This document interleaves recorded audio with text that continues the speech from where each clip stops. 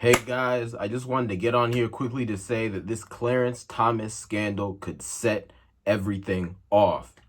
So for those of you who don't know, recently Supreme Court Justice Clarence Thomas got accused of, I guess, taking payments and gifts inappropriately from this big Republican donor. Because Supreme Court justices, they're supposed to disclose any sort of payments or favors, whatever they get above a certain dollar amount. And Clarence Thomas apparently for decades got that from this one Republican donor. And then also today, I saw another report that he'd been receiving for decades money. Him and his family had been receiving money from a law firm that technically no longer exists. It hasn't existed since 2006. So that also, some people were saying, looks suspect. So there's a couple different layers to this. So first off, there's a question of whether or not he actually did anything wrong. And I think there's two aspects to this. First, did he break the law? It seems from the reports I've read that at least in regards to the, payments, trips, gifts and stuff he got from that one big GOP donor, he did break the law because apparently there is a law or a statute which would have said that technically he had to report that.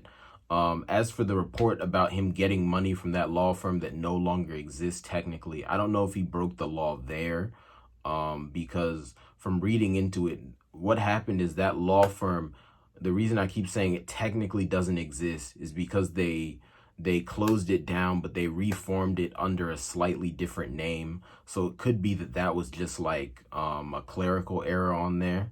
And maybe that's technically against the law, but that because from the reports I've read, it's not illegal for him to get money from the law firm as long as he disclosed it. So if he was disclosing it, but it was just written wrong on the form, like he used the old name instead of the new name, that doesn't seem like a big deal. But the GOP donor thing, it seems that was illegal according to most reports I've heard. Now, as for whether or not that's wrong, because obviously something can be illegal and not be wrong, right? Because the law can be unjust. I'm not totally sure. On the one hand, I don't know if what he was doing was different than what other people are doing. Like it might be a thing where technically it's illegal, but in practice it's allowed. Because in the public statement that Clarence Thomas released about the issue, he said that decades ago he'd asked his colleagues, which I think would mean the other Supreme Court justices and other legal experts, whether or not he had to report those gifts and favors he got from that Republican donor. And they told him no. So that would seem to indicate that like maybe if he's telling the truth, it's kind of a normal to be able to do that.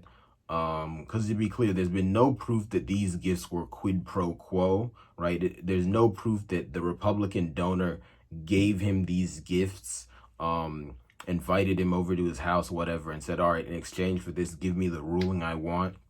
What Clarence Thomas said is that they were just friends and they hung out, which isn't inherently bad. Although I will say Clarence Thomas is a black man, and no black man should be hanging out with a white person's that powerful. That's because either you either you selling out or you in trouble, or both, right? Because you can sell out and they'll still hurt you. So that's not really wise to be hanging around your enemy like that. But that aside, right? If we just look at it from the standpoint of whether or not a Supreme Court justice can get gifts and things from a friend, right? Whether or not they should be friends with that person just on a personal level, that doesn't seem like it's necessarily wrong. There is that whole question of, whatchamacallit, my bad. Sorry, y'all. Been low on sleep lately. There is a question of the judges being independent, right, and non-biased. However, like that's a whole deep philosophical issue, and my take on that is basically On the one hand, you don't want the judges to be like taking quid pro quo gifts or whatever from people they're judging. But on the other hand, as a Supreme Court judge, if you're a judge over cases that impact the whole country, then literally everyone in the country has an interest, directly or indirectly, in your rulings.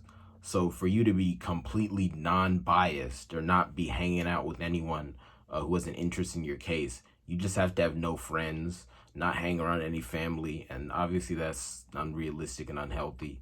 And then, of course, just philosophically, there's no such thing as an unbiased perspective. That's just kind of a nonsense, white cultural standard that you can be no unbiased, that everyone has a bias, right? So that whole concept has to be rethought. But anyway, without getting too deep into the philosophy, long story short, I think it's kind of debatable whether or not Clarence Thomas actually did something wrong. And we should also note that even though he is a sellout, he's still a black man. And no matter how much you sell out as a black person, you're still going to be judged harsher, generally speaking, than white people. So maybe it's true that all the other white and non-black justices do the same thing, but they're just singling him out because he's black. That's another thing to consider. But anyway, is that aspect of it. But that's not the reason why I said this can really blow up the country, why this can be explosive. The reason this whole thing can be explosive is because the Democrats are making a big deal out of this story, and they're already asking the question about whether or not Clarence Thomas should be impeached, right? And you know that when they're asking that question, they actually want to do it. They're just trying to gear people up for that effort, right? So then this is gonna mark a new period in American politics where now people will be actively going after Supreme Court justices they don't like to be impeached. Obviously, there's currently a 6-3 conservative majority on the court. Obviously, conservatives love that, liberals don't. So if the liberals really go after Clarence Thomas, that's gonna spark like a really big political battle. If they succeed in removing him, then that'll really upset the conservatives. That'll make them more likely to actually begin the physical civil war. If they don't win and he stays in place, liberals will likely feel that, oh, these judges are corrupt, the conservative justices are corrupt, so now we have to take matters into our own hands outside of the law. So again, that is another excuse for one side in this, conflict to escalate things to a physical level and actually have an all-out civil war. So long story short, this whole scandal could be a big excuse, whichever way it ends up going, for one side or both sides to begin the physical civil war. Because what this whole controversy shows is that people are losing faith in and really patience with the rule of law in the United States. And when people lose patience in the rule of law, they try and make their own laws with weapons. That's the unfortunate way of the world. So anyway, I think everybody should watch this space, really follow what's going on here closely, at least close enough that you know what's going on. I'm not saying you should, lose sleep over this. You don't want to go crazy. There's lots of things you got to pay attention to the world and obviously your personal life. But pay attention to this thing, because the more this thing escalates, likely the closer we are to civil war. And as you guys know, that's one of the main topics of this channel, which is why I'm alerting you guys. So anyway, what do you guys think? Did Clarence Thomas do something wrong or did he not? And how likely do you guys think this is to set off civil war? Please let me know in the comments. Thanks, guys, and see you later. Bye. Please like this video on whatever platform that you're watching it on right now, and also share the video with other people you know. If you're watching on YouTube, please subscribe to the channel. If you're watching anywhere else, please follow the account.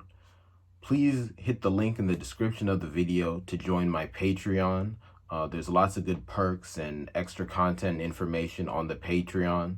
Please also hit the other link to join my email and phone list so I can keep you guys updated with what's going on with Shimoge's Comments America via email and also phone. And please also hit the link below to donate. You can donate using PayPal, Venmo, Cash App, or directly using your card. The donations are a big help, so I really appreciate them. If you're watching this clip on Twitch, then there are buttons on the account for you to do everything. So there's a donate button, there's a button to join Patreon, there's a button for the email and phone list. And again, I'm Shimoge. This has been another video with Shimoge's Comments America. Thank you so much for joining me, and I look forward to seeing you next time. Goodbye.